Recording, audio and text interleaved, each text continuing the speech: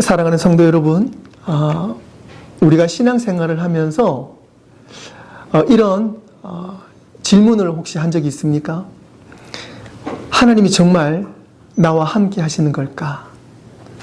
하나님 정말 살아 계시는 걸까? 하나님은 내 기도를 과연 듣고 계시는 것인가? 그렇다면 왜 지금 이 고난 가운데서도 하나님은 가만히 계실까? 침묵하실까? 라는 그런 답답함으로 여러분들 기도해 보신 적이 있습니까? 저도 있고요. 아마 여러분들 대부분 다 그런 무거운 기도를 아마 한 번 이상은 해보셨을 줄로 압니다. 저도 아이 셋을 키우면서 이제 큰아이가 지금 하나님을 좀 떠나 있습니다. 떠나기 전에 이 아이가 고등학교 때 이제 저와 진지한 이야기를 하면서 아빠, 나는 하나님을 못 믿겠어요. 그러는 거예요. 제가 깜짝 놀랐어요. 왜 그러냐? 자기가 고민을 가지고 1년이 넘도록 하나님께 기도를 했는데 응답이 없어요. 하나님을 못 믿겠어요. 더 이상 하나님을 못 믿겠어요. 라고 말하는 거예요. 제가 깜짝 놀랐습니다. 이 아이가 자기 고민을 놓고 그렇게 오랫동안 기도를 했구나. 그런데 하나님께서 응답을 아직 안 하셨구나. 하지만 저는 그 아이에게 더 기도해보자. 하나님은 살아계셔. 포기하지 마. 라고 여러 번 권유했지만 결국은 교회를 몇 번 빠지다가 지금은 하나님을 떠나 있어요. 지금은 신앙의 방학 가운데 있다고 보는데요. 하지만 저는 그 아이가 그럼에도 불구하고 계속 하나님을 찾고 있다고 생각을 합니다. 하나님을 찾았지만 하나님의 응답이 없다는 거예요. 저는 또 그 아이를 놓고 그때부터 계속 기도하고 있잖아요. 하나님, 언제쯤 이 아이가 돌아올까요? 저 또한 계속 기도를 하고 있습니다. 사랑하는 성도 여러분, 그럼에도 불구하고 우리는 끝까지 하나님을 바라봐야 될 줄로 믿습니다. 오늘 본문에 보시면은요, 이사야 선지자가 나는 기다리며 그를 바라보리라 라고 고백을 합니다. 바라보리라. 히브리 원어로는 히키타라고 그러는데요. 우리 번역이 참 잘 되어 있습니다. 이 히키타는요, 앙망하다, 기다리다, 소망하다, 바라다 라는 뜻이 있는데 이것이 그냥 단순히 인내로 기다리다 라는 의미가 아니라 그보다 더 깊은 의미가 있어요. 그것은 내가 믿음을 가지고 기다린다는 거예요. 그것이 바로 히키타라는 의미가 있습니다. 오늘 이 말씀은 우리가 오늘 이사야서 8장 말씀 보았는데요. 그 역사적 배경을 좀 알 필요가 있어요. 이사야서는 그 7장과 8장에서 아하스 왕 시대에 그 남유다의 위기 상황을 이야기하고 있습니다. 북이스라엘과 남유다로 이스라엘이 이제 갈라진 상황에서 이사야 선지자는 남유다, 남쪽에 있는 이스라엘, 남유다에 보내어진 선지자예요. 그런데 시리아와 에브라임이 동맹을 맺고 남쪽에 있는 그 유다를 침공을 하며 위협을 하는 상황 가운데 있습니다. 그럴 때 왕은 어떻게 해야 되겠어요? 하나님을 의지해야 되겠죠. 그런데 아하스 왕은 하나님을 의지하기보다는 사람의 힘을 의지합니다. 그러니까 이웃에 있는 아수르 제국을 의지하는 거예요. 이 모습을 보고 이사야 선지자가 한탄을 하며 하나님께 기도하는 것입니다. 그러면서 오늘 이사야 선지자가 그러죠. 이제 야곱의 집에 대하여 얼굴을 가리시는 여호와를 그럼에도 불구하고 나는 기다리며 바라봅니다. 이것은 이사야의 고백이기도 하지만 오늘 남유다 이스라엘과 그리고 우리 모두에게 하는 말씀입니다. 하나님의 침묵의 시간은 역설적으로 하나님이 가장 신경 쓰시는 기간이기도 합니다. 지금 저와 여러분 삶 가운데에 하나님의 응답이 없다고 느끼신다면 걱정하지 마세요. 하나님께서 그 어느 때보다도 가장 세밀하게 준비하는 시간임을 믿으시기를 바랍니다. 삶의 시련이 거세어질 때, 기도해도 아무 일이 일어나지 않을 때 우리는 하나님이 멀게 계신다고 느껴집니다. 아무리 눈을 감고 마음을 집중해서 하나님의 은혜를 느끼려고 해도 하나님의 응답이 느껴지지 않을 때가 있습니다. 하나님의 침묵의 시간에는 과연 어떤 의미가 있을까요? 그리고 우리는 과연 무엇을 해야 할까요? 이사야 선지자는 더욱더 하나님을 바라보고 기다렸습니다. 하나님을 기다리고 바라보았습니다. 성경 분명히 말씀하십니다. 얼굴을 가리시는 여호와를 나는 기다리며 그를 바라보리라. 하나님께서 얼굴을 숨기실 때가 있습니다. 그러나 그때에도 우리는 여전히 하나님을 바라보아야 할 줄로 믿습니다. 오늘 우리는 하나님이 멀게 느껴질 때 어떻게 믿음을 지킬 수 있는지 그 깊이 있는 진리를 오늘 말씀을 통해서 깨닫고자 하는 것입니다. 첫 번째로 하나님은 침묵 중에도 일하신다는 것입니다. 히브리서 13장 5절 말씀에 돈을 사랑하지 말고 있는 바를 족한 줄로 알라. 그가 친히 말씀하시기를 내가 결코 너희를 버리지 아니하고 너희를 떠나지 아니하리라. 내가 결코 너희를 버리지 아니하고 떠나지 아니하리라. 하나님의 약속이에요. 그럼에도 불구하고 하나님은 우리의 기도에, 우리의 바람에 침묵을 하십니다. 우리가 하나님을 느낄 수 없고 때로는 응답이 없는 것처럼 보일 때가 있습니다. 다윗도 이런 고백을 했어요. 시편 1절 말씀에 여호와여 어찌하여 멀리 서시며 어찌하여 환난 때에 숨으시나이까. 다윗도 이런 고백을 했어요. 하나님 왜 멀리 계십니까? 내가 이런 환난 가운데 있는데 하나님 왜 숨으십니까? 왜 응답이 없으십니까? 라고 기도를 합니다. 그런데 사랑하는 성도 여러분, 하나님이 정말 멀리 계십니까? 다윗이 정말 그런 하나님께 기도했을까요? 다윗은 알고 있었습니다. 지금까지 누구보다 본인과 함께하고 있었고 지금 이 어려운 가운데서도 함께하고 있는 분이 하나님이랑 잘 알고 있었습니다. 그럼에도 이 현실 가운데에 하나님을 오늘 이 기도로 어떠한 미사 여구도 없이 솔직하게 하나님을 붙잡고 기도하는 내용인 것입니다. 다윗은 그렇게 기도를 하면서도 끝까지 하나님을 찾았습니다. 그리고 하나님의 뜻만을 구했습니다. 그랬기에 하나님께서는 다윗에게 내 마음에 가장 합한 아들, 합한 왕, 합한 종이라고 하나님께서 이렇게 칭찬하셨습니다. 하나님이 멀게 느껴지는 시기에 우리는 믿음을 더욱더 굳건히 해야 될 줄로 믿습니다. 믿음의 연단을 통해서 우리는 더욱더 성숙되기 때문에 그렇습니다. 찬양사역자 지선이라는 분이 계십니다. 여러분 아마 다 아실 텐데요. 그 새롭게 하소서에서도 간증하셨고 또 다니엘 기도회에서도 간증을 하셨잖아요. 이분의 간증을 들으면은요, 정말 나의 이 인생의 어려움은 참 이분에 비해서는 참 부끄럽다라는 생각이 들 정도로 그분의 살아온 인생의 간증을 들으면 정말 화려한, 정말 어떻게 감당했을까라는 생각이 들 정도로 어려운 시기를 많이 지났습니다.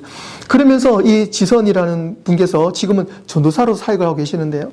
이 지선 전도사님께서 그 간증 가운데에 여러 번 하셨던 그 멘트가 있어요. 그게 뭐냐면 내가 정말 어려운 가운데 있을 때에 하나님의 응답이 없을 때가 있었대. 하나님 침묵했을 때가 있었다는 거예요.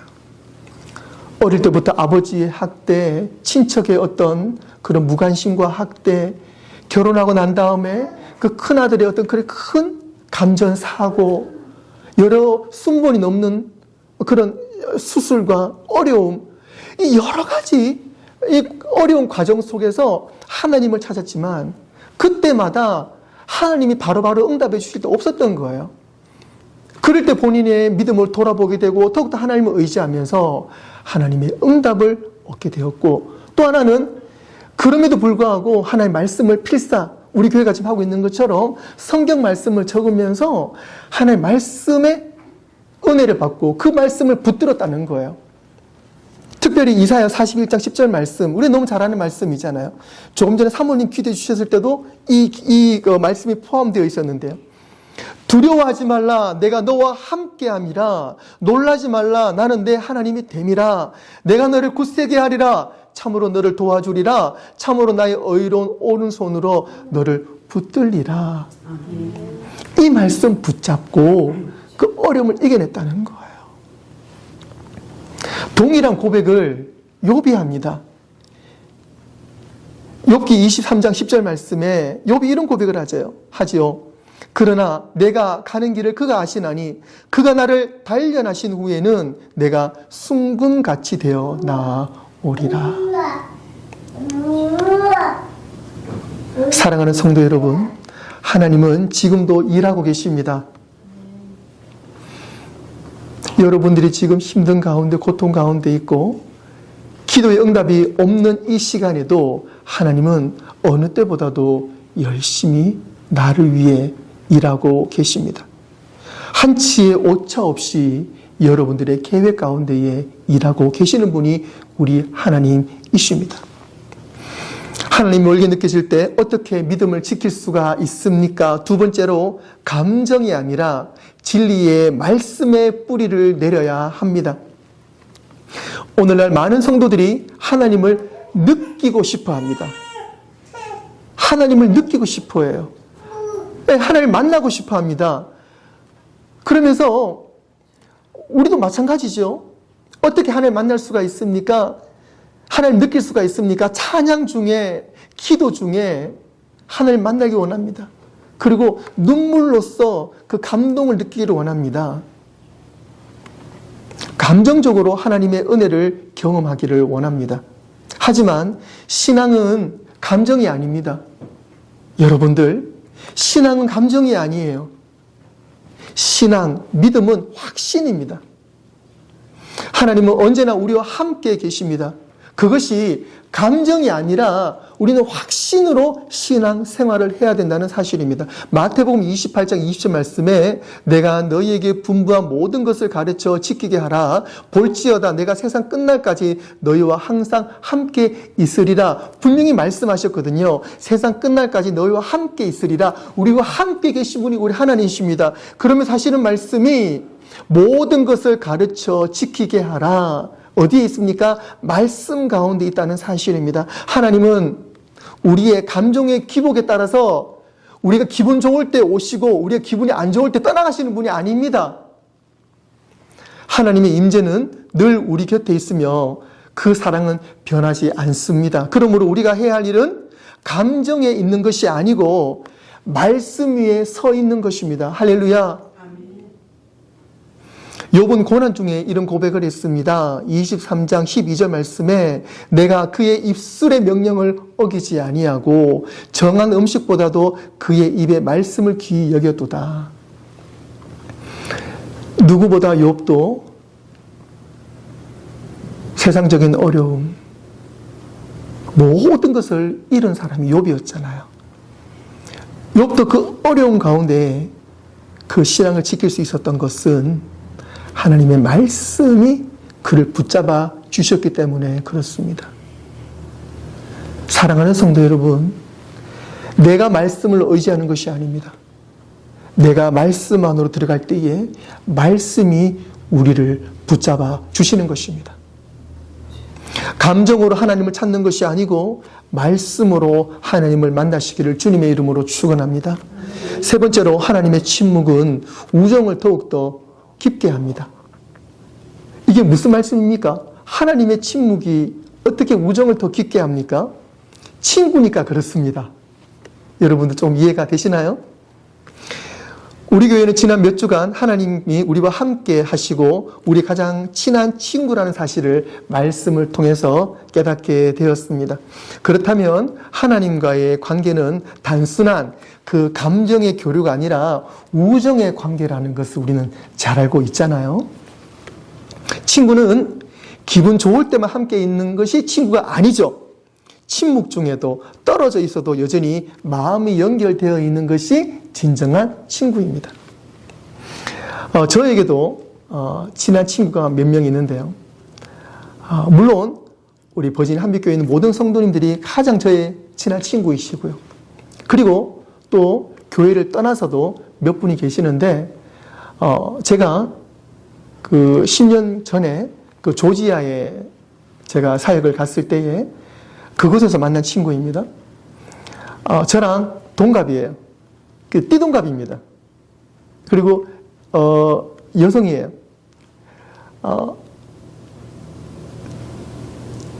동갑인데 어떤 동갑이에요? 띠동갑이에요. 저보다 나이가 12살이 많습니다. 그래서 우리 아이들이 이제 이모라고 그러는데요. 저로서는 한참 누님이시죠. 홍콩계 미국 분이세요. 예. 사실 뭐 언어도 그렇게 뭐 쉽게 자유로운 언어도 아니지만 친구잖아요. 그래서 저랑 그 3, 4년 동안 그 대학교에서 일을 하면서 정말 친한 친구가 되었고 이 친구는 지금까지도 저와 마음을 좀 털어놓을 수 있는 친구입니다. 사실은 제가 조지아를 떠나서 다시 버지니아로 돌아오고 난 다음에 한 8년 가까이를 사실 만나지는 못했어요. 예전에 있으면서 그 기간 동안에 그 분이 이제 리타인데요. 그분의 필요한 것, 그리고 그분이 사실은 신앙이 없는 분이 있었어요. 그래서 그분을 위해서 제가 채플린이었기 때문에 그분을 위해서 기도를 해주고요. 또 그분이 참 효녀세요. 원래 집은 뉴욕이었고요. 저도 이제 버지니아 있잖아요. 그분은 뉴욕에서 조지아로 내려오셨고 저는 버지니아에서 내려갔기 때문에 뉴욕에 계신 어머니를 위해서 늘 걱정을 하셨던 분이시고 그래서 좋은 영양제가 있거나 또 좋은 것이 있으면 제가 추천해주고 함께 또 비타민을 사서 또 보내드리기도 하면서 그렇게 서로를 아껴주는 관계였어요. 또 딤섬 집을 알고 있어가지고 또 쉬는 날이 되면은 저희 가정을 초대해가지고 맛있는 딤섬도 사주기도 하시고 그렇게 참 가까이 지냈던 분이셨는데요.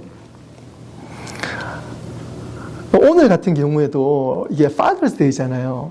아침에 이제 분주하게 이것저것 준비하고 있는데 띠링 연락이 왔어요. 보니까 리타가 Happy Father's Day라고 문자를 보내면서 이렇게 안부를 묻는 거예요.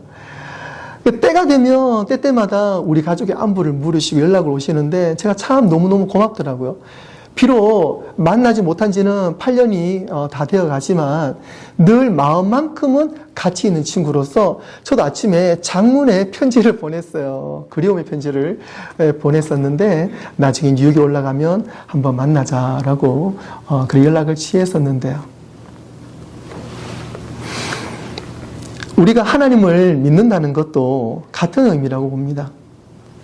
하나님은 말씀을 통해 여러분들을 너는 나와 가장 가까운 친구야. 내가 너와 함께 있을 거야. 걱정하지 마. 두려워하지 마. 라고 조금 전에 이사야서 말씀처럼 늘 하나님은 친구로서 우리의 안부를 살펴보고 우리를 늘 가까이 하시는 분이 우리 하나님이신 거죠. 그렇다면 우리 또한 하나님이 침묵하실 때는 그 침묵을 우리 또한 좀 지켜봐 줘야 되는 거죠. 하나님이 왜 나의 이 어려운 시기에 침묵하고 계실까?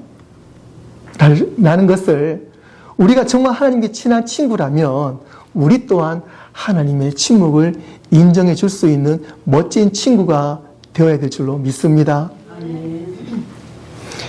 욥은 모든 것을 잃은 그날 무너진 삶 가운데서도 땅에 엎드려 하나님을 찬양했습니다. 욥기 1장 말씀인데요. 21절에 내가 모태에서 알몸으로 나왔은즉 또한 알몸이 그리로 돌아갈지라 주시니도 여호와시요 거두시니도 여호와시니 여호와의 이름이 찬송을 받을지니라. 아멘.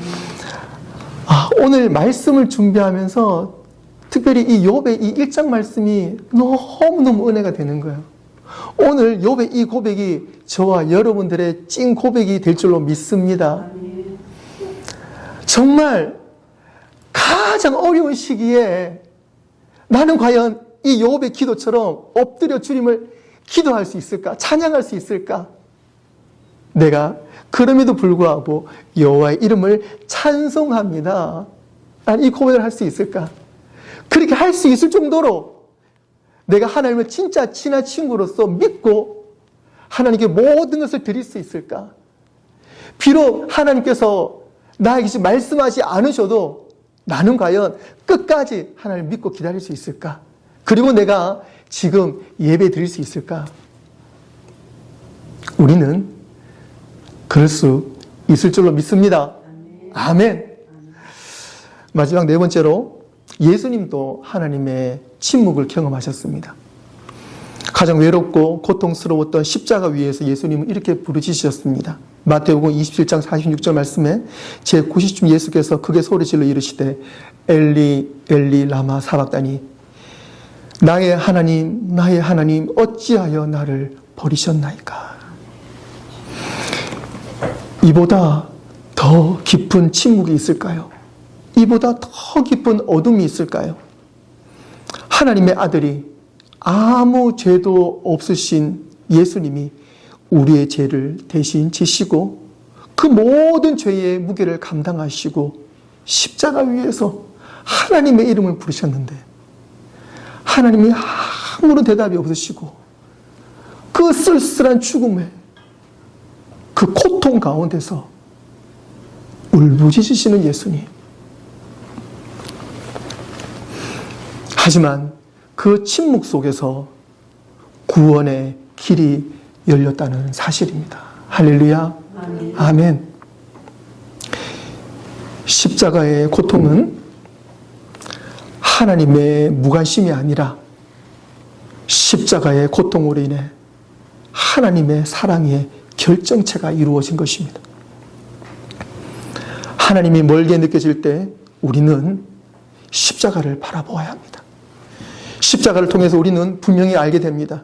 하나님 결코 우리를 떠나시지 않으셨고 가장 기쁜 외로움 속에서도 우리와 함께하고 계신다는 사실을 우리는 십자가를 바라볼 때 깨닫게 될 줄로 믿습니다. 말씀을 정리하겠습니다. 하나님은 언제나 변함이 없으신 우리의 친구이십니다. 우리와 늘 함께 하십니다. 그것을 꼭 믿으십시오. 사랑하는 성도 여러분, 이사야의 고백이 오늘 저와 여러분들의 고백이 되어야 될 줄로 믿습니다. 이제 야곱의 집에 대하여 얼굴을 가리시는 여호와를 나는 기다리며 그를 바라봅니다. 하나님의 침묵이 계속될지라도 우리는 기다려야 합니다. 그리고 기도해야 합니다. 그리고 끝까지 믿어야 합니다. 감정이 아니라 말씀을 믿고 그 말씀 속에서 하나님을 만나야 될 줄로 믿습니다. 혹시 지금까지 하나님을 멀게 느끼셨던 분이 계십니까? 그렇다면 오늘이 바로 여러분의 진정한 믿음이 시작되는 날이심을 믿으시기를 바랍니다. 말씀이 오늘 우리를 초대합니다. 지금 하나님께 나아가시길 바랍니다. 하나님이 멀게 느껴지는 순간에도 우리가 할 수 있는 일이 있습니다. 그것은 하나님을 바라보는 것입니다. 하나님께 부르짖는 것입니다. 그리고 다시 한번 십자가를 의지하여 주님께 나아가는 것입니다. 오늘 하나님께서 우리를 부르시고 계십니다. 이 시간 주님께 나아가도록 하겠습니다. 기도하겠습니다.